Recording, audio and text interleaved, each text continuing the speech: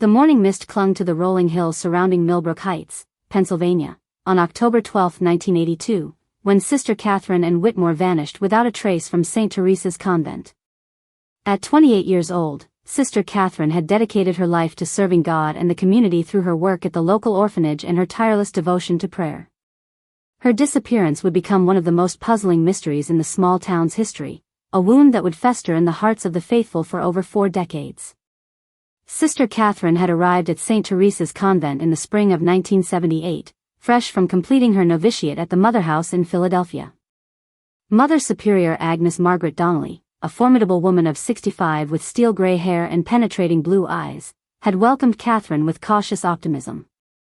The convent, which housed 12 sisters who ran the adjacent St. Teresa's Home for Children, had been struggling with declining numbers and increasing financial pressures.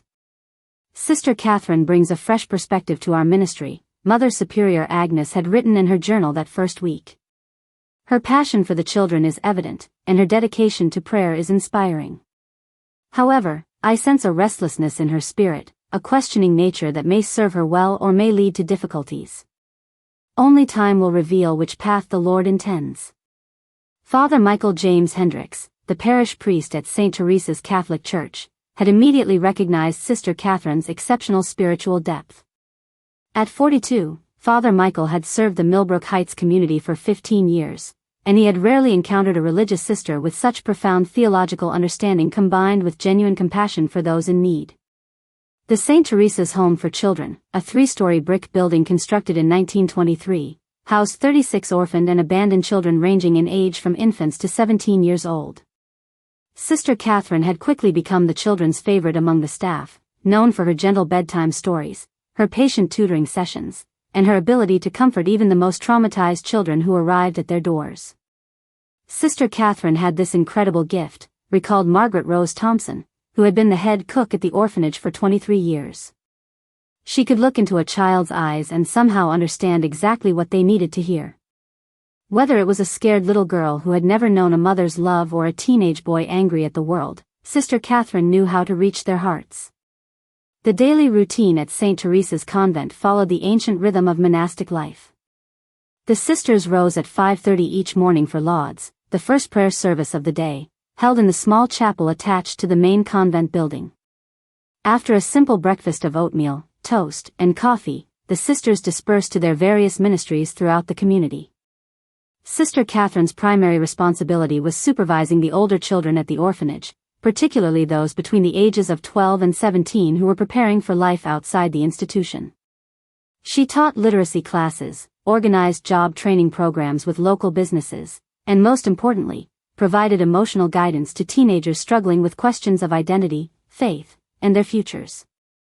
She never talked down to us, remembered Jonathan David Ashworth, who had been 16 years old when Sister Catherine disappeared. Some of the other adults treated us like we were damaged goods, but Sister Catherine saw potential in every single kid who walked through those doors. She used to tell us that God had special plans for each of us, that our difficult beginnings were just the first chapters of much longer stories. On the evening of October 11, 1982, Sister Catherine had seemed completely normal during the community's evening prayers.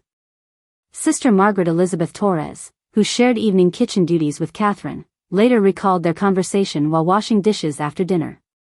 Sister Catherine was talking about the new boy who had arrived that afternoon, Sister Margaret Elizabeth remembered. Tommy Rodriguez was only 8 years old, and he had been found living alone in an abandoned apartment after his mother overdosed. Sister Catherine was worried about him because he wouldn't speak to anyone. She was planning to spend extra time with him the next day, maybe take him to see the horses at the Henderson farm down the road. After evening prayers, the sisters observed the Great Silence, a period from 9 o'clock in the evening until after morning prayers when speaking was forbidden except in cases of emergency. Sister Catherine had been seen returning to her small cell on the second floor of the convent building at 9:15, carrying her worn copy of the Bible and her prayer journal. Mother Superior Agnes had made her final rounds at 10 o'clock, checking to ensure all the sisters were in their cells and that the building was secure for the night. She remembered seeing a faint light under Sister Catherine's door, which was not unusual since Catherine often spent late hours in private prayer and meditation. Sister Catherine was our most devoted contemplative, Mother Superior Agnes would later tell investigators. She frequently sought permission to spend additional time in prayer, especially when she was troubled about one of the children or when she was discerning God's will for a particular situation. I often found her in the chapel at all hours, kneeling before the Blessed Sacrament with tears streaming down her face as she interceded for the children in our care. The first sign that something was wrong came at 5:30 the next morning when Sister Catherine failed to appear for lauds. Sister Mary Patricia Sullivan, who served as the convent's assistant superior, was responsible for ensuring all the sisters were present for community prayers. When Catherine's place in the chapel remained empty 5 minutes after the service began, Sister Mary Patricia quietly slipped away to check on her. Catherine's cell was empty, her bed unslept in, and her window was open despite the chilly October air. Most disturbing of all, her religious habit was laid out neatly on the bed as if she had carefully removed it before departing. Her Bible and prayer journal were missing, but everything else remained exactly as it should be in the sparse cell that contained only a bed, a small desk, a wooden crucifix, and a simple bookshelf. It was as if she had deliberately prepared to leave, Sister Mary Patricia later testified to police. The way her habit was folded, the careful arrangement of her few possessions, it didn't look like there had been any struggle or hurried departure. But Sister Catherine would never have left without permission, and certainly never without her religious habit. It was completely contrary to everything we knew about her character and her vows. Mother Superior Agnes immediately contacted Father Michael and the local police, though she harbored hope that Catherine had simply gone for an early morning walk and would return with a reasonable explanation. However, as the morning progressed and extensive searches of the convent grounds yielded no sign of Sister Catherine, the gravity of the situation became undeniable. Detective Robert William Kowalski of the Millbrook Heights Police Department arrived at 10:30 that morning to begin the official investigation. At 35 years old, Detective Kowalski had been with the force for 12 years and had investigated several missing persons cases, though none involving a religious sister. He was accompanied by Officer Linda Sue Carter, a 28-year-old patrol officer who had joined the department only 18 months earlier but had already shown exceptional skill in dealing with sensitive cases involving women and children. The first thing that struck me was how genuinely shocked everyone seemed, Detective Kowalski later recalled. In many missing persons cases, you can sense that someone knows more than they're saying, that there are secrets or tensions beneath the surface. But at St. Teresa's, everyone seemed completely bewildered.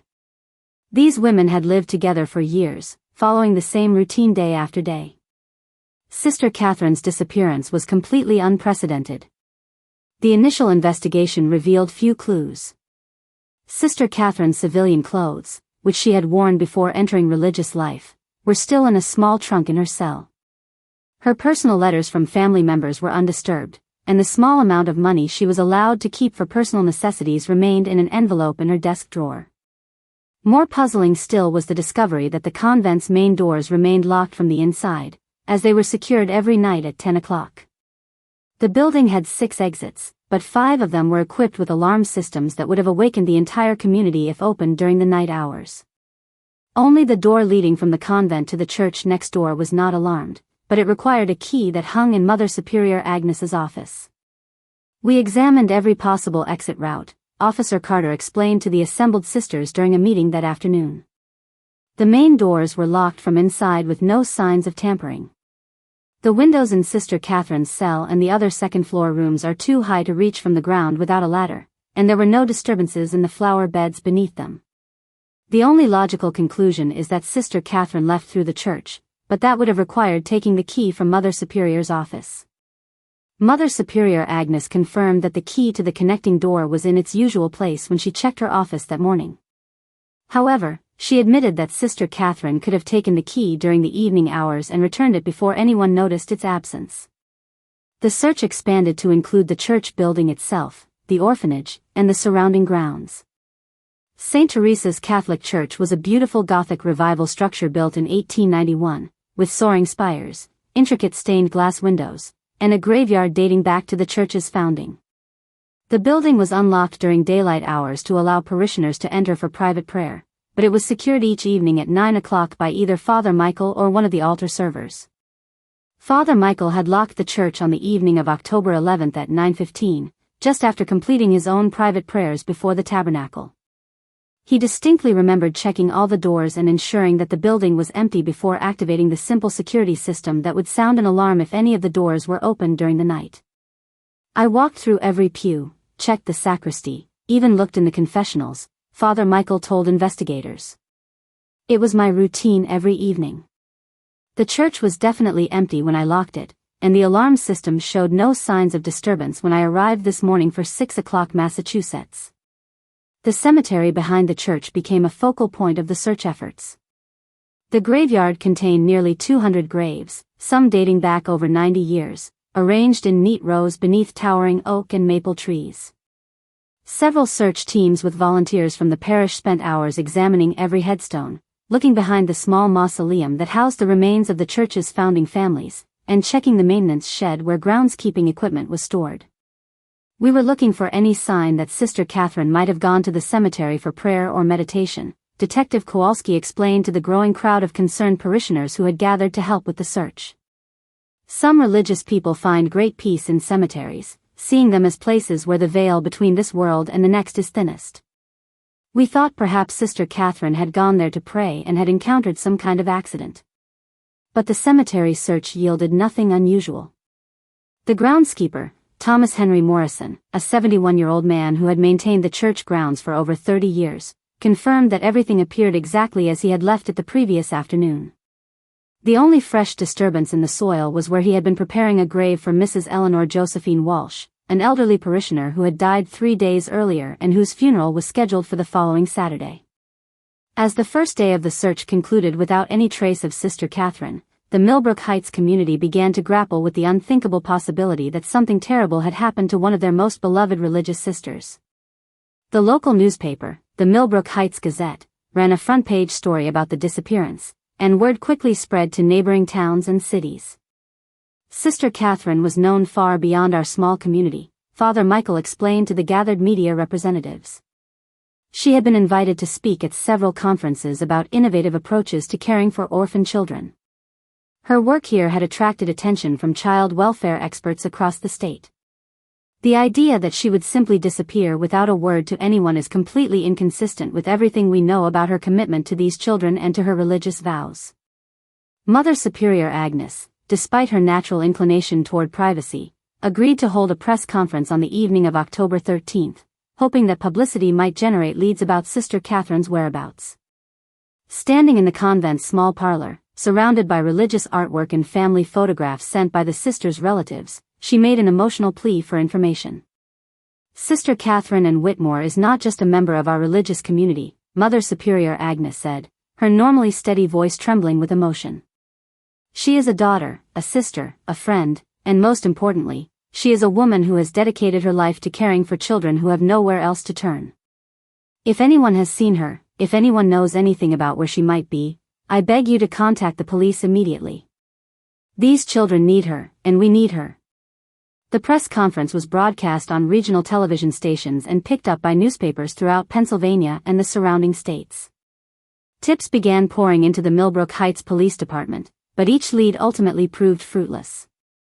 Several people reported seeing a woman in civilian clothes walking along various roads on the night of October 11 or the early morning of October 12. But none of the descriptions matched Sister Catherine's appearance closely enough to be considered reliable. One particularly promising lead came from a truck driver who claimed to have picked up a young woman matching Sister Catherine's description on Route 15, about 10 miles from Millbrook Heights, around midnight on October 11. According to the driver, Harold James Mitchell, the woman had seemed distressed and had asked to be taken to the Greyhound bus station in Harrisburg. She was wearing regular clothes, not a nun's outfit, Mitchell told investigators. Dark hair, about the right age and height. But when I asked her if she was okay, she just stared out the window and didn't really answer. She seemed like she was running away from something, or maybe toward something. I dropped her off at the bus station like she asked, but I've been worried about her ever since I heard about the missing nun on the news. Detective Kowalski and Officer Carter drove to Harrisburg to investigate this lead, spending 2 days interviewing bus station employees and reviewing security footage. However, the grainy black and white images from the station's outdated surveillance system were inconclusive, and none of the ticket agents remembered selling a ticket to anyone matching Sister Catherine's description. We wanted so badly for that lead to pan out, Officer Carter later reflected. The truck driver seemed sincere, and his timeline was plausible. But in the end, we couldn't definitively establish that the woman he picked up was Sister Catherine. It could have been anyone, a runaway teenager, a woman fleeing an abusive relationship, someone with mental health issues. Without more concrete evidence, we had to classify it as another dead end. As October turned to November and still no trace of Sister Catherine was found, Detective Kowalski began to explore more complex theories about her disappearance. The initial assumption that she had left voluntarily was increasingly difficult to maintain, given her deep roots in the community and her obvious devotion to the children in her care. More troubling possibilities began to emerge as investigators dug deeper into the circumstances surrounding that fateful night. The first major breakthrough came when Detective Kowalski decided to conduct more thorough interviews with each member of the convent community. While the sisters had been cooperative from the beginning, Kowalski sensed that the formal group settings and the presence of Mother Superior Agnes might have prevented some of them from sharing potentially important details. Sister Dorothy Jane Brennan, a 43-year-old sister who had been at St. Teresa's for 8 years, proved to be a particularly valuable witness when interviewed privately. Sister Dorothy Jane worked primarily in the convent's kitchen and laundry, responsibilities that gave her unique insights into the daily routines and subtle interactions among the community members. Sister Catherine had been troubled about something for several weeks before she disappeared, Sister Dorothy Jane confided to Detective Kowalski during their one-on-one interview. She hadn't said anything directly, but I could see it in her face during prayers, in the way she picked at her food during meals. She was carrying some kind of burden that was weighing heavily on her spirit. When pressed for more specific details, Sister Dorothy Jane revealed that she had observed Sister Catherine having several intense conversations with Mother Superior Agnes in the weeks leading up to her disappearance. These conversations, which took place in the Mother Superior's private office with the door closed, were unusual because community matters were typically discussed during their weekly chapter meetings when all the sisters were present. I don't want to speak out of turn, Sister Dorothy Jane continued, but I happened to be in the hallway outside Mother Superior's office one evening in late September, and I could hear raised voices. Sister Catherine sounded distressed, almost angry, which was completely unlike her. I heard her say something about protecting the children and doing what's right in God's eyes. Mother Superior's voice was lower, so I couldn't make out her words, but the tone seemed firm, almost warning. This revelation prompted Detective Kowalski to request a second interview with Mother Superior Agnes, this time focusing specifically on her recent interactions with Sister Catherine. Mother Superior Agnes was visibly uncomfortable with the line of questioning, repeatedly emphasizing the confidential nature of her pastoral relationship with the sisters under her care. Sister Catherine did come to me with concerns about various matters related to our ministry, Mother Superior Agnes acknowledged reluctantly. As the Mother Superior, I am responsible for the spiritual and temporal welfare of all the sisters in this community. When they have questions or struggles, it is natural that they would seek my guidance. However, I cannot violate the trust and confidentiality that is essential to my role. Detective Kowalski pressed harder, explaining that Sister Catherine's life might be in danger and that any information, no matter how confidential, could be crucial to finding her. After considerable internal struggle, Mother Superior Agnes finally revealed that Sister Catherine had been questioning some of the financial practices related to the orphanage and had expressed concerns about the allocation of funds intended for the children's care. Sister Catherine had a very idealistic view of how our ministry should operate, Mother Superior Agnes explained carefully. She sometimes failed to understand the practical realities of running an institution like ours. There are many factors to consider: maintenance costs, insurance requirements, legal obligations, that don't directly benefit the children but are nevertheless essential for the orphanage to continue operating. The financial angle opened up an entirely new direction for the investigation. Detective Kowalski requested access to the financial records for both the convent and the orphanage, a request that Mother Superior Agnes initially resisted on the grounds that such records contained confidential information about donors and beneficiaries. I understand your concerns about confidentiality, Detective Kowalski told Mother Superior Agnes during their third interview, but we're dealing with a missing person case that could potentially involve foul play. If Sister Catherine discovered some kind of financial irregularity and confronted someone about it, that person might have had reason to silence her. We need to examine every possibility. After consulting with the diocesan attorney, Mother Superior Agnes reluctantly agreed to provide the financial records, though she insisted that any review be conducted with appropriate regard for the privacy of donors and the reputation of the Church. The records, dating back 5 years, painted a complex picture of an institution struggling to balance its mission with financial reality. St. Teresa's Home for Children received funding from multiple sources: state payments for the care of children placed by social services, private donations from individuals and foundations, fundraising events organized by the parish, and occasional grants from Catholic charities. The largest single source of funding came from the Patterson Family Foundation, established by deceased industrialist William Arthur Patterson III, which provided an annual grant of $75,000 specifically designated for the children's education and healthcare needs. Officer Linda Sue Carter, who had a background in accounting before joining the police force, was assigned to review the financial records in detail. What she discovered raised serious questions about how the Patterson Foundation funds were being managed. The foundation money was supposed to be kept in a separate account and used only for specified purposes, Officer Carter explained to Detective Kowalski. But according to these records, substantial amounts were being transferred to the general operating account on a regular basis. The transfers were always documented as emergency operational expenses or critical facility maintenance, but there's very little backup documentation to justify most of these expenditures. Further investigation revealed that the person responsible for managing the Patterson Foundation funds was not Mother Superior Agnes, as might have been expected, but rather Father Michael Hendricks, who served as the liaison between the church and various charitable foundations. Father Michael had signature authority on the foundation account and was responsible for submitting the required annual reports to the foundation's board of trustees. When Detective Kowalski interviewed Father Michael about the financial management, the priest seemed genuinely surprised by the questions and insisted that all transfers from the foundation account had been properly authorized and documented. Every expenditure from the Patterson Foundation funds has been carefully considered and approved through the proper channels, Father Michael stated confidently. Mother Superior Agnes and I meet quarterly to review the children's needs and plan how to best utilize the foundation money.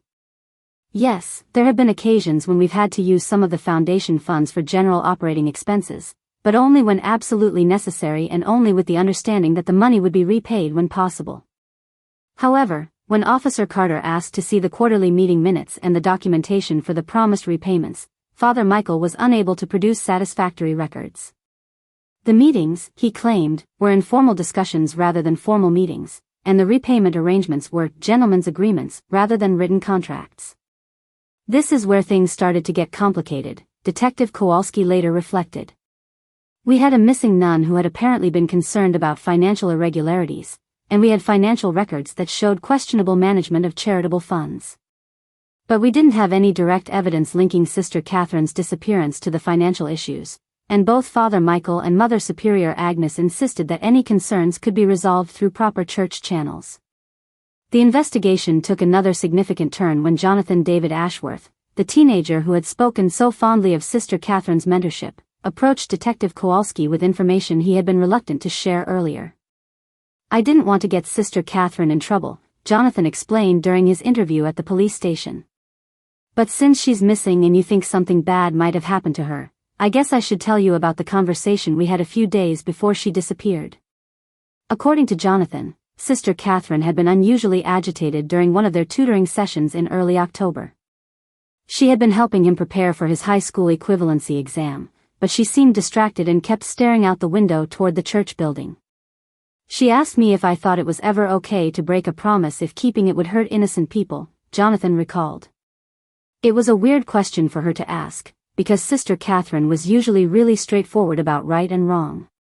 When I asked her what she meant, she said she had learned something that was troubling her conscience, but she had promised someone she wouldn't talk about it. The conversation had continued with Sister Catherine asking Jonathan theoretical questions about loyalty, obedience, and moral responsibility. She had specifically asked whether he thought a person had an obligation to report wrongdoing even if it meant betraying someone they cared about and trusted. She seemed really torn up about something, Jonathan continued. At the end of our session, she gave me a hug and told me that no matter what happened, I should remember that God sees everything and that the truth always comes out eventually.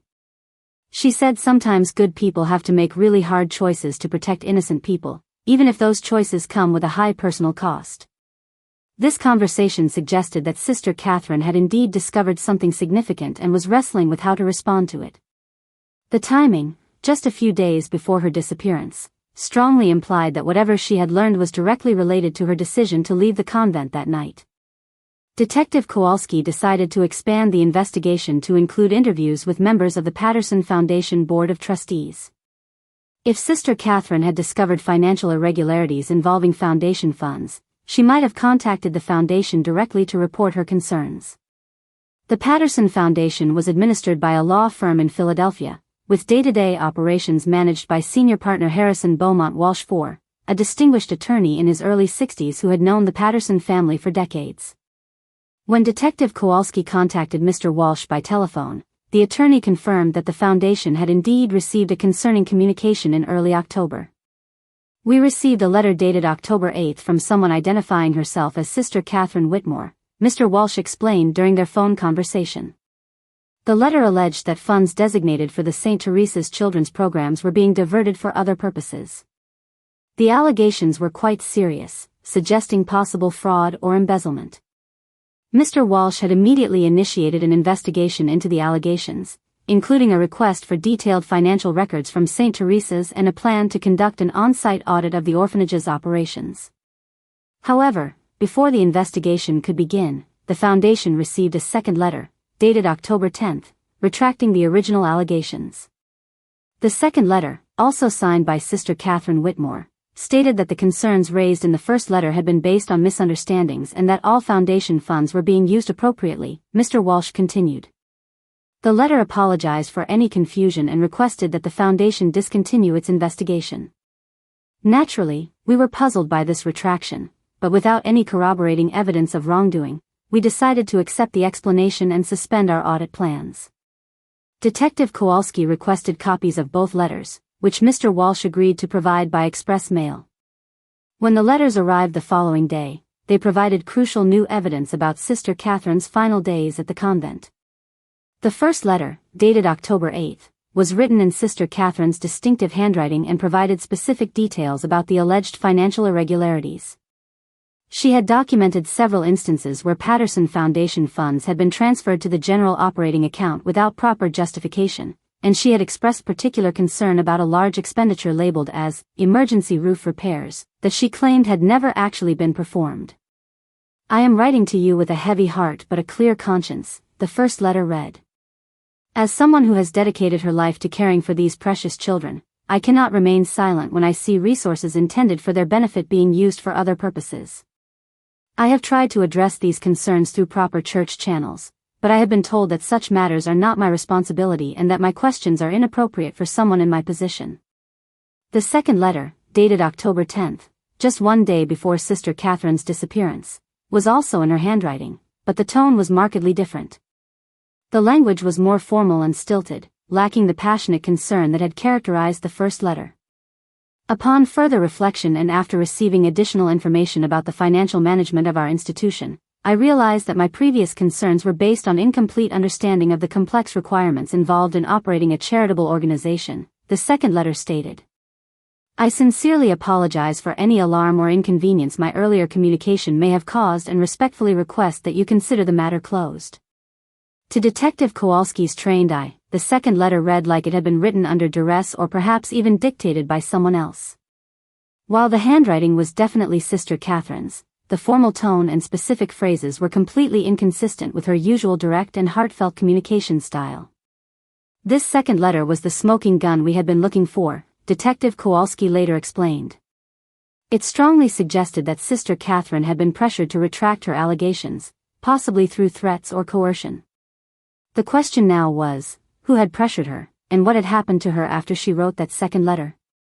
Armed with the evidence of Sister Catherine's letters to the Patterson Foundation, Detective Kowalski and Officer Carter began to build a more focused case.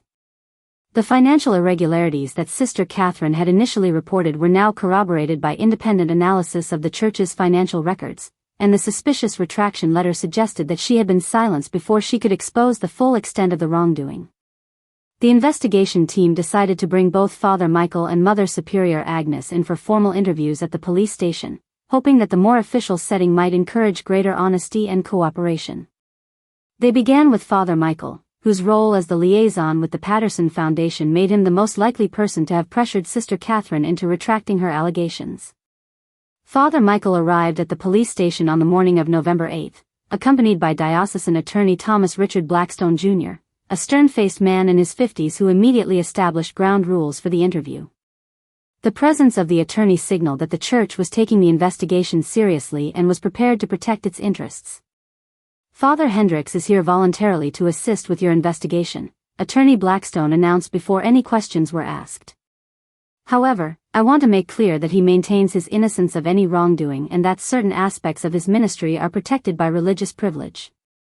We will cooperate fully within those bounds." Detective Kowalski began with straightforward questions about Father Michael's management of the Patterson Foundation funds. The priest maintained his earlier position that all expenditures had been properly authorized and that any transfers to the general operating account had been necessary to meet urgent needs. "Sister Catherine was a wonderful person with a pure heart," Father Michael said, his voice steady but tinged with sadness. "However, she didn't understand the complexities of managing a charitable institution. Sometimes we have to make difficult decisions about how to allocate resources, decisions that might seem questionable to someone without experience in institutional management." When Detective Kowalski presented the letters Sister Catherine had sent to the Patterson Foundation, Father Michael's composure began to crack. He admitted that he had been aware of her concerns and had attempted to address them through dialogue and education about the financial realities they faced. "Yes, Sister Catherine came to me with questions about the foundation funds," Father Michael acknowledged. "I spent considerable time explaining to her why certain transfers had been necessary and how they ultimately served the children's best interests. I thought I had successfully addressed her concerns, which is why I was surprised to learn that she had contacted the foundation directly." "And what about the second letter?" Officer Carter asked pointedly. "The one where she retracted all her allegations? Did you have any role in encouraging her to write that letter?" Father Michael hesitated for several seconds before answering, and Attorney Blackstone leaned forward to whisper something in his ear. When Father Michael finally responded, his answer was carefully worded. "I may have suggested to Sister Catherine that her initial letter to the foundation was based on incomplete information and that a clarifying communication might be appropriate," he admitted. "However, I want to be absolutely clear that I never threatened her or coerced her in any way. Any decision to write a second letter was entirely her own." The interview continued for 3 hours, with Detective Kowalski and Officer Carter pressing Father Michael on the details of his conversations with Sister Catherine and his knowledge of her whereabouts on the night she disappeared. While Father Michael maintained his innocence regarding any involvement in her disappearance, his answers about the financial irregularities became increasingly evasive. "The problem was that we could clearly establish financial misconduct, but we couldn't prove any direct connection to Sister Catherine's disappearance," Detective Kowalski later explained. Father Michael admitted to pressuring her about the foundation letter, but pressuring someone to retract allegations is a far cry from making them disappear. "We needed more evidence to build a criminal case." The interview with Mother Superior Agnes, conducted the following day, proved even more challenging. Unlike Father Michael, Mother Superior Agnes had not been directly involved in managing the Patterson Foundation funds, but her role as the head of the convent community meant that she would have been aware of any conflicts or tensions involving Sister Catherine. Mother Superior Agnes arrived at the police station with the same diocesan attorney, and her demeanor was noticeably more defensive than it had been during the earlier interviews at the convent. She sat rigidly upright in her chair, her hands folded precisely in her lap, and answered questions with minimal detail. "Mother Superior," Detective Kowalski began, "we've established that Sister Catherine was concerned about financial irregularities involving the Patterson Foundation funds. Were you aware of these concerns?" Sister Catherine mentioned that she had questions about some of the financial arrangements. Mother Superior Agnes replied carefully.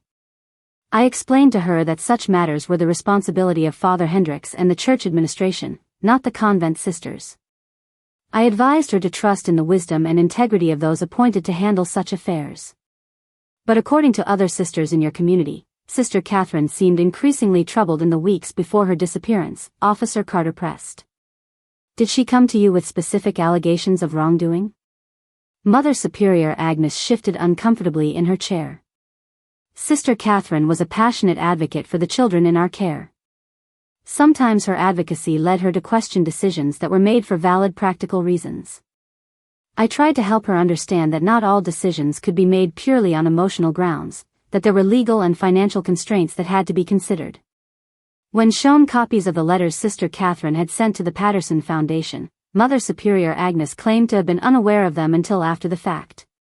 However, her reaction to seeing the letters suggested otherwise. She appeared genuinely shocked by the specific allegations Sister Catherine had made, as if she were learning the details for the first time. Did you know that Sister Catherine had written to the Patterson Foundation? Detective Kowalski asked directly. Mother Superior Agnes looked to Attorney Blackstone before answering.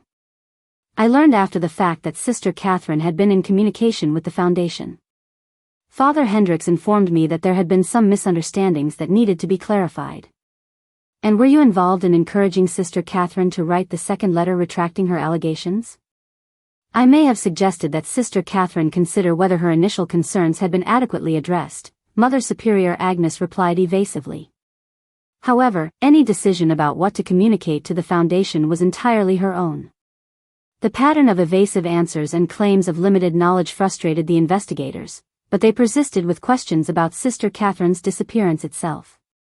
Mother Superior Agnes maintained that she had no knowledge of Sister Catherine's plans to leave the convent and no idea what might have happened to her. Sister Catherine seemed settled after her conversations with Father Hendricks, Mother Superior Agnes claimed. I believed that her concerns had been addressed and that she was prepared to focus on her ministry to the children. Her disappearance was as much a shock to me as it was to everyone else in our community.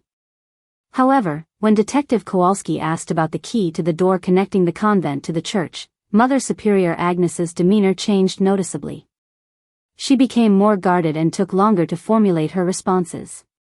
The key was in its usual place in my office when I checked the morning after Sister Catherine disappeared, she said carefully.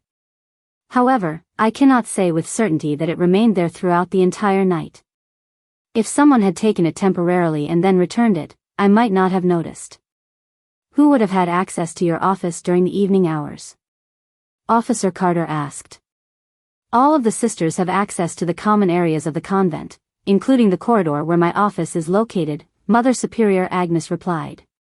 However, the sisters are expected to observe the Great Silence after 9 o'clock, so it would be unusual for anyone to be moving around the building at that time.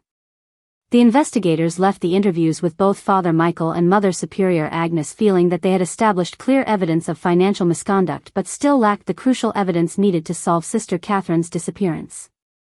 Both religious leaders had admitted to pressuring Sister Catherine about her allegations, but neither had provided any information about what might have happened to her after she wrote the retraction letter. We had reached a frustrating impasse, Officer Carter later reflected. We knew that Sister Catherine had discovered financial fraud. We knew that she had been pressured to keep quiet about it, and we knew that she had disappeared just one day after writing the retraction letter. The timeline strongly suggested that her disappearance was related to her discovery of the fraud, but we couldn't prove who was responsible or what had actually happened to her. The breakthrough in the case came from an unexpected source, 8-year-old Tommy Rodriguez, the boy's Sister Catherine had been planning to spend extra time with on the day she disappeared. Tommy had been traumatized by his mother's death and had not spoken to anyone since arriving at St. Teresa's home for children, but something about the ongoing search for Sister Catherine had begun to penetrate his protective shell of silence. 3 weeks after Sister Catherine's disappearance, Tommy approached Jonathan David Ashworth, the teenager who had been one of Sister Catherine's favorite students, and whispered something that would change the entire direction of the investigation. Tommy came up to me during dinner and tugged on my sleeve, Jonathan later told Detective Kowalski. When I leaned down to listen, he whispered, I saw Sister Catherine in the garden that night. She was crying and talking to the scary man. It was the first time anyone had heard Tommy speak since he arrived at the orphanage. Jonathan immediately reported Tommy's words to the staff, who contacted Detective Kowalski within minutes. The detective arrived at the orphanage that evening and spent considerable time trying to encourage Tommy to share more details about what he had seen. Speaking with children who had experienced trauma required special skills, and Detective Kowalski had arranged for a child psychologist, Dr. Amanda Grace Sinclair, to assist with the interview. Dr. Sinclair was an expert in helping traumatized children communicate about difficult experiences, and she worked patiently with Tommy to create a safe environment where he could share his memories. Tommy was clearly frightened by what he had witnessed, Dr. Sinclair later explained. He kept referring to the scary man, but seemed reluctant to provide more specific details.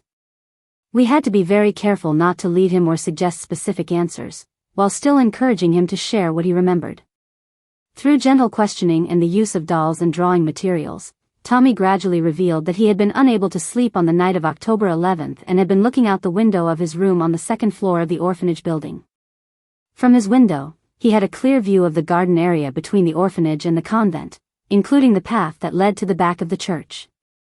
Around what he estimated to be the middle of the night, Tommy had seen Sister Catherine walking in the garden with a man he described as tall and scary. According to Tommy, Sister Catherine appeared to be upset and was gesturing with her hands as if she were arguing or pleading with the man. Sister Catherine looked sad and scared, Tommy told Dr. Sinclair and Detective Kowalski. The scary man was standing very close to her, and she kept shaking her head like she didn't want to do something. Then they walked toward the big trees behind the church, and I couldn't see them anymore. Tommy's account was consistent with the theory that Sister Catherine had left the convent voluntarily to meet someone, possibly in response to a request or demand. The fact that she had appeared distressed suggested that the meeting was not a pleasant social interaction but rather some kind of confrontation or negotiation. "Can you tell us anything else about the scary man?" Dr. Sinclair asked gently. "Was he someone you had seen before?" Tommy nodded vigorously. "He comes to the church sometimes. He wears the black clothes like Father Michael, but he's taller and his voice is deeper. I don't like him because he never smiles at the children." This description could potentially match Father Michael, but it could also describe any number of other clergy members or church officials who might have visited St. Teresa's. Detective Kowalski knew that he needed more specific information to identify the man Tommy had seen. Working with Dr. Sinclair, they arranged for Tommy to look at photographs of various church officials, including Father Michael and several visiting priests who had conducted services at St. Teresa's over the past year.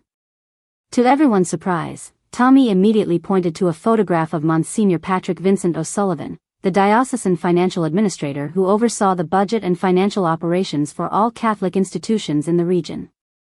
"That's the scary man," Tommy said with conviction.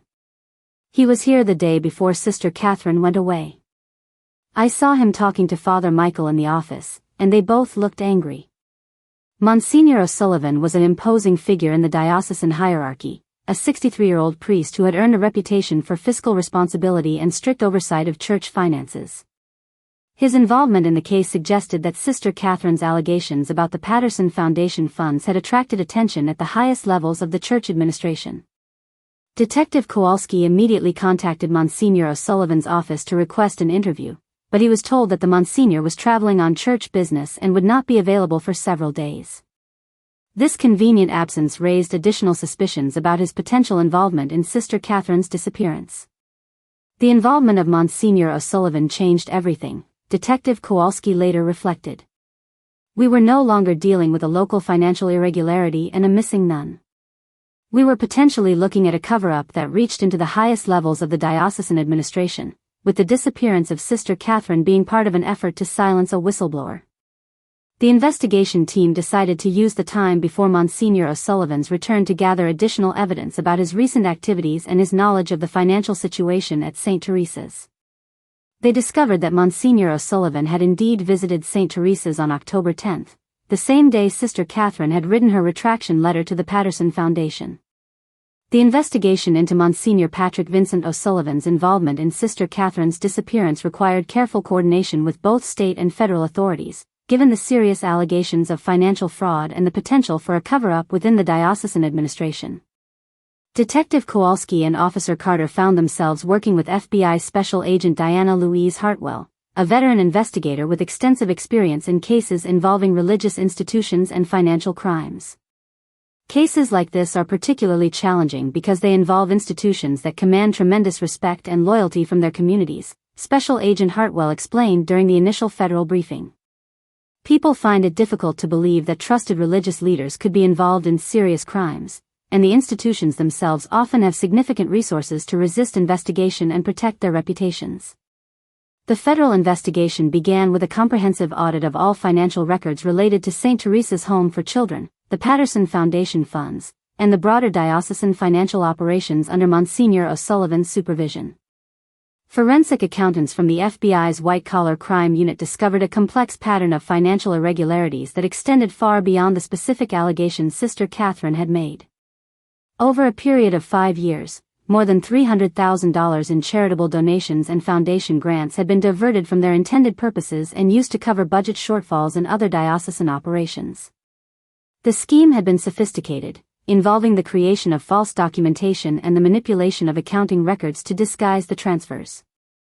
Monsignor O'Sullivan had been running what amounted to a shell game with charitable funds, explained FBI forensic accountant Robert Michael Sterling. Money intended for specific programs like the orphanage, homeless shelters, and food banks was being systematically diverted to cover general diocesan expenses, including maintenance of church properties, administrative salaries, and even the Monsignor's personal travel expenses. The investigation revealed that Father Michael had been a knowing participant in the scheme, but that he had been pressured and threatened by Monsignor O'Sullivan to maintain his silence and cooperation. As the liaison with various charitable foundations, Father Michael had been in the perfect position to facilitate the diversion of funds while maintaining the appearance of legitimate operations. Father Hendricks was not the architect of this fraud, Special Agent Hartwell determined after extensive interviews and analysis of the evidence. He was essentially a victim of clerical abuse of power, threatened with the destruction of his career and reputation if he refused to cooperate with Monsignor O'Sullivan's scheme. When Monsignor O'Sullivan finally returned from his supposed church business trip, he was immediately taken into federal custody and charged with multiple counts of fraud, embezzlement, and conspiracy. His arrest sent shockwaves through the Catholic community, but it also provided the leverage investigators needed to finally learn the truth about Sister Catherine's fate. Faced with overwhelming evidence of his financial crimes and the prospect of spending the rest of his life in federal prison, Monsignor O'Sullivan agreed to cooperate with the investigation in exchange for a reduced sentence. His confession, given in the presence of his attorney and federal prosecutors, finally revealed the horrific truth about what had happened to Sister Catherine and Whitmore. Sister Catherine had become a serious threat to our operations, Monsignor O'Sullivan stated during his formal confession. Her letter to the Patterson Foundation could have triggered a comprehensive audit that would have exposed the entire financial arrangement we had developed. I knew that we had to find a way to silence her permanently. According to Monsignor O'Sullivan's account, he had traveled to St. Teresa's on October 10 to personally deal with the Sister Catherine situation. His plan had been to intimidate her into maintaining her silence through threats against her position at the convent and her ability to continue working with children. I met with Father Hendricks first to coordinate our approach, Monsignor O'Sullivan continued. Father Hendricks was reluctant to take any aggressive action against Sister Catherine, but I made it clear that his own involvement in the financial arrangements would be exposed if he did not cooperate fully. The meeting with Sister Catherine had taken place in Father Michael's office that evening after the regular church services had concluded. Monsignor O'Sullivan had confronted Sister Catherine with evidence of her letter to the Patterson Foundation and had demanded that she immediately write a retraction and promise never to discuss the financial matters with anyone else. Sister Catherine was more defiant than I had expected, Monsignor O'Sullivan admitted. She refused to be intimidated and insisted that the children's welfare was more important than protecting the reputation of the church. She said that God would judge us for stealing from orphans and that she would rather face any earthly consequences than betray her conscience. When threats and intimidation failed to persuade Sister Catherine, Monsignor O'Sullivan had resorted to more direct forms of pressure.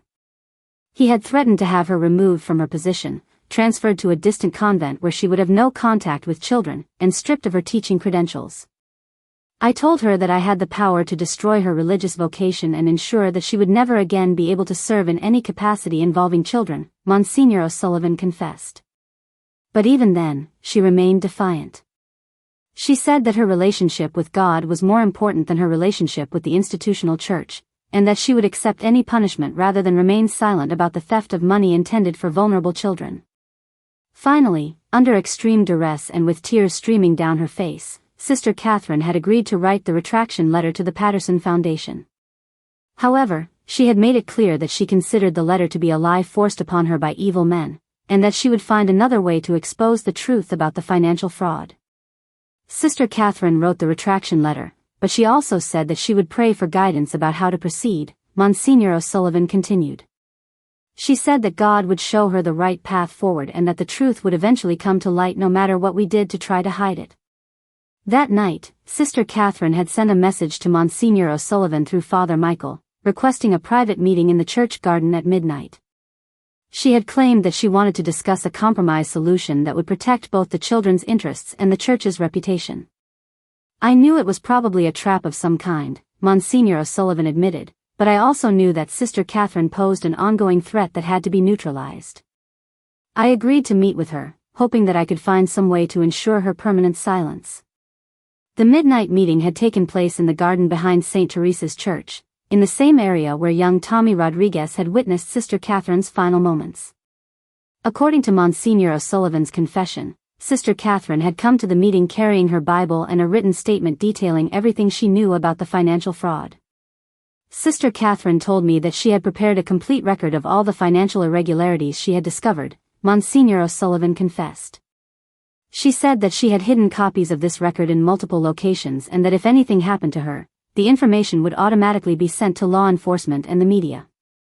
Rather than offering a compromise as she had suggested, Sister Catherine had presented Monsignor O'Sullivan with an ultimatum. He could either confess his crimes to the diocesan authorities and make full restitution to the affected charities, or she would expose the entire scheme through her prepared statement. Sister Catherine said that she had prayed about the situation and that God had made it clear to her that she could not remain silent about the theft of money intended for orphans and other vulnerable people, Monsignor O'Sullivan continued. She said that she was prepared to accept any consequences, including the destruction of her own religious career, if that was the price of doing what was right. The confrontation had escalated when Monsignor O'Sullivan realized that Sister Catherine was not going to be deterred by any threats or pressure.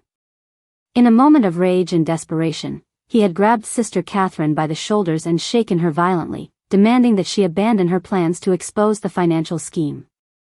Sister Catherine fell backward and struck her head on the stone border of the garden, Monsignor O'Sullivan confessed, his voice breaking with emotion for the first time during the interview.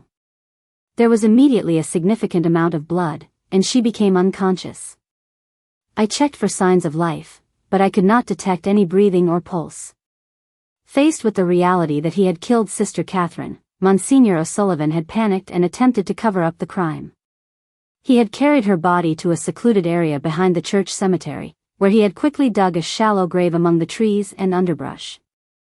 I buried Sister Catherine in an unmarked grave behind the cemetery, Monsignor O'Sullivan admitted. I tried to make it look like a natural depression in the ground so that no one would suspect that anything was buried there. Then I returned to the garden and cleaned up the blood as best I could in the darkness. The confession finally provided the answers that investigators and the community had been seeking for over 2 months. Sister Catherine and Whitmore had not run away or abandoned her religious vows. She had been murdered by a corrupt church official who was willing to kill to protect his criminal enterprise.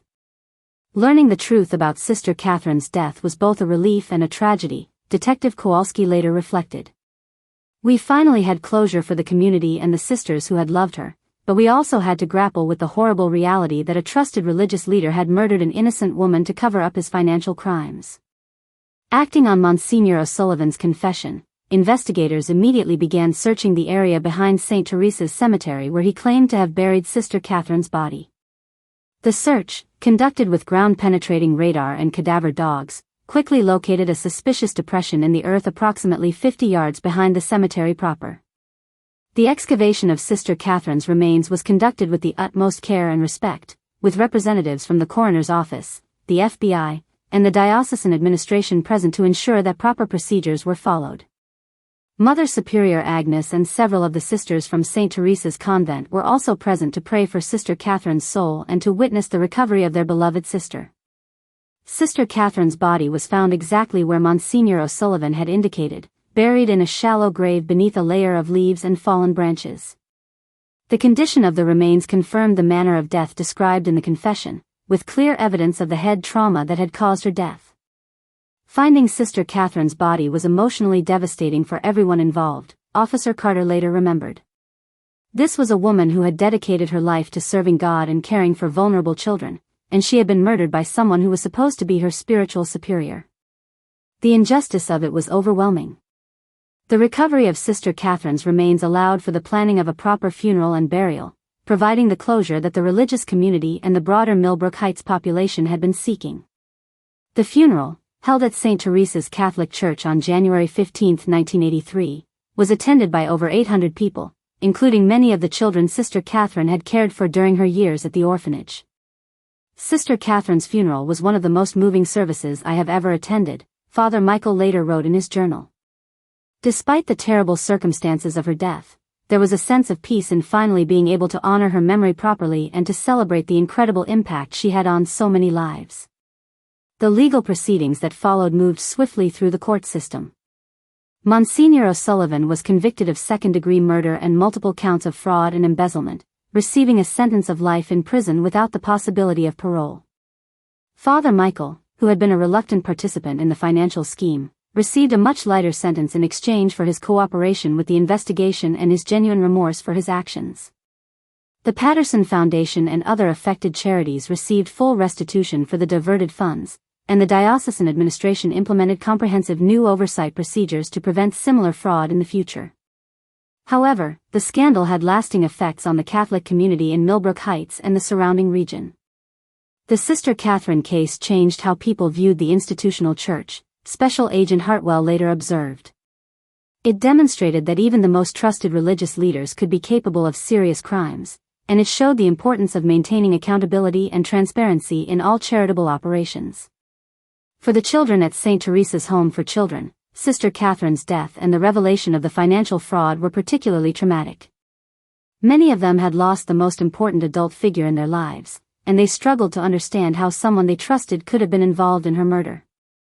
Jonathan David Ashworth, who had been one of Sister Catherine's favorite students, found it difficult to maintain his faith in the aftermath of her death. Sister Catherine had taught me that God would protect good people who tried to do the right thing, he later wrote in a letter to Detective Kowalski. Learning that she had been murdered for trying to protect us kids made me question everything I had believed about God's justice and protection. However, over time, many of the children came to see Sister Catherine's death not as evidence of God's absence, but as proof of her extraordinary courage and faith. They understood that she had chosen to risk her life rather than allow the continued theft of money intended for their care, and they honored her memory by striving to live up to the values she had taught them. Sister Catherine's legacy was not her death, but her life, reflected Margaret Rose Thompson, the head cook who had worked closely with Sister Catherine for 4 years. She had shown all of us what it meant to put the needs of vulnerable children ahead of personal safety and institutional loyalty. Her courage inspired many people to speak out against wrongdoing and to fight for justice even when it was difficult and dangerous.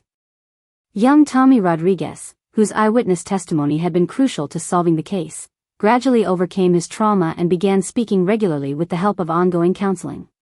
He was eventually adopted by a loving family in Millbrook Heights, and he grew up to become a social worker specializing in helping children who had experienced trauma and loss. Tommy's courage in speaking up about what he had witnessed was instrumental in bringing Sister Catherine's killer to justice, Dr. Amanda Grace Sinclair later noted. His testimony showed that even the most vulnerable children can play a crucial role in ensuring that the truth comes to light and that justice is served.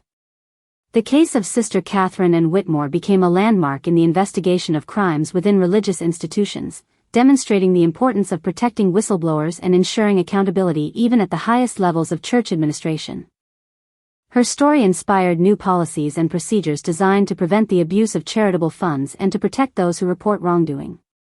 41 years after Sister Catherine's murder, in October 2023, the Catholic Church formally declared her a martyr for the faith, recognizing that she had died specifically because of her commitment to protecting vulnerable children and exposing corruption within the Church. The declaration opened the path for potential canonization, which would make Sister Catherine the first American nun to be declared a saint for her opposition to institutional corruption. Sister Catherine and Whitmore exemplified the highest ideals of religious life, declared Cardinal Michael Joseph Morrison during the Martyrdom Declaration ceremony. She chose to risk everything, including her life, rather than remain silent in the face of injustice. Her courage and faith serve as an inspiration to all who seek to live according to God's will, even when that path leads through suffering and persecution. The small grave behind St. Teresa's Cemetery, where Sister Catherine's body had been hastily buried by her killer, was transformed into a beautiful memorial garden where visitors could come to pray and reflect on her sacrifice. A simple stone marker bore the inscription, Sister Catherine and Whitmore, 1954 to 1982. She chose truth over safety, justice over silence, and love over fear. Every October 12th, on the anniversary of Sister Catherine's disappearance, the current residents of St. Teresa's Home for Children gather at the Memorial Garden to honor her memory and to renew their commitment to the values she had embodied. Many of the children she had cared for in her final years return for this annual observance, bringing their own children and grandchildren to hear the story of the brave nun who had died protecting them. Sister Catherine's story teaches us that sometimes good people have to make very difficult choices to protect the innocent, explains Sister Rebecca Marie Johnson, who now serves as the director of St. Teresa's Home for Children. Her example reminds us that our faith calls us to speak out against injustice, even when doing so comes with great personal risk. The Patterson Foundation, which had been the target of the fraudulent scheme that led to Sister Catherine's murder, established an annual scholarship in her honor for young people who demonstrate exceptional commitment to social justice and child welfare. The scholarship has supported hundreds of students over the decades, ensuring that Sister Catherine's legacy continues to make a positive impact on future generations. Sister Catherine believed that every child deserved to be protected and loved, noted Harrison Beaumont Walsh IV, the foundation attorney who had received her initial allegations about the financial fraud. Through this scholarship program, we are able to support young people who share her commitment to defending the vulnerable and fighting for justice. The investigation and prosecution of Sister Catherine's murder had lasting effects on law enforcement approaches to cases involving religious institutions. Detective Robert William Kowalski became a recognized expert in investigating crimes within faith communities, and he frequently spoke at conferences about the importance of maintaining objectivity and persistence when investigating allegations against trusted community leaders. The Sister Catherine case taught me that evil can hide behind the most respected facades, Detective Kowalski often told audiences of law enforcement professionals. We cannot allow the social status or religious position of suspects to influence our investigations. Sister Catherine deserved justice, and all victims of crime deserve the same thorough and impartial investigation regardless of who the perpetrators might be. Officer Linda Sue Carter, who had played a crucial role in analyzing the financial evidence that exposed the fraud scheme, left law enforcement after the Sister Catherine case and became a forensic accountant specializing in nonprofit fraud investigation. Her work has helped expose numerous cases of charitable fund misappropriation and has led to the recovery of millions of dollars intended for worthy causes. Sister Catherine's murder opened my eyes to the devastating impact that financial fraud can have on vulnerable populations, Carter later explained. When people steal money intended for orphans, homeless individuals, or other disadvantaged groups, they are not just committing financial crimes, they are attacking the most defenseless members of our society. The small community of Millbrook Heights was forever changed by the events surrounding Sister Catherine's disappearance and murder. The revelation that a trusted church leader had been capable of such evil forced residents to grapple with difficult questions about trust, faith, and the nature of institutional authority. The Sister Catherine case shattered our innocence as a community, reflected longtime resident Dorothy Jean Phillips, who had known Sister Catherine personally and had participated in the initial search efforts. We learned that we could not blindly trust people just because they held positions of religious authority. But we also learned about the incredible courage that ordinary people can display when faced with moral challenges. Some residents left the Catholic Church entirely after the scandal, unable to reconcile their faith with the actions of Monsignor O'Sullivan and the institutional failures that had allowed the fraud scheme to continue for years. Others, however, found their faith strengthened by Sister Catherine's example and by the Church's eventual accountability and reform efforts. Sister Catherine showed us what true Christian faith looks like, observed longtime parishioner Thomas Henry Morrison, the elderly groundskeeper who had helped search for Sister Catherine in the days following her disappearance. She was willing to sacrifice everything for her principles, just as Jesus had done. Her example inspired many of us to examine our own commitment to living according to our values. The St. Teresa's Home for Children continued to operate and thrive in the decades following Sister Catherine's murder, serving hundreds of children who needed safe and loving care. The facility implemented numerous reforms and oversight procedures to ensure financial transparency and to prevent any future abuse of charitable resources. Many of the children who had been in Sister Catherine's care during her final years grew up to become advocates for child welfare, social workers, teachers, and other professionals dedicated to helping vulnerable populations. They carried forward the lessons she had taught them about courage, compassion, and the importance of standing up for what is right. Sister Catherine used to tell us that God had special plans for each of us, that our difficult beginnings were just the first chapters of much longer stories, recalled Jonathan David Ashworth during a 2020 interview marking the 40th anniversary of Sister Catherine's disappearance. She was right. Many of us went on to help other children and families facing similar challenges. Her influence continues to ripple outward through all the lives she touched.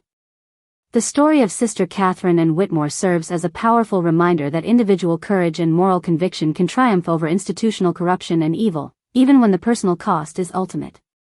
Her willingness to risk everything to protect vulnerable children and expose wrongdoing within her own religious community exemplifies the highest ideals of faith and service.